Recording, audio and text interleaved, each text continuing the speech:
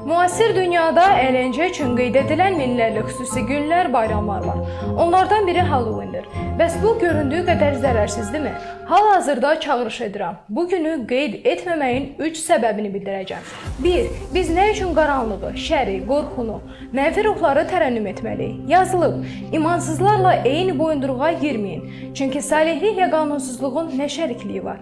İşıqla qaranlığın ortaq nəyi var? 2. Rəbb bizi özü ilə bütünləşməyə və ona bənzəməyə çağırır. Yazılıb, amma sizi çağıran Allah müqəddəs olduğuna uyğun olaraq siz də bütün həyat tərzinizdə müqəddəs olun.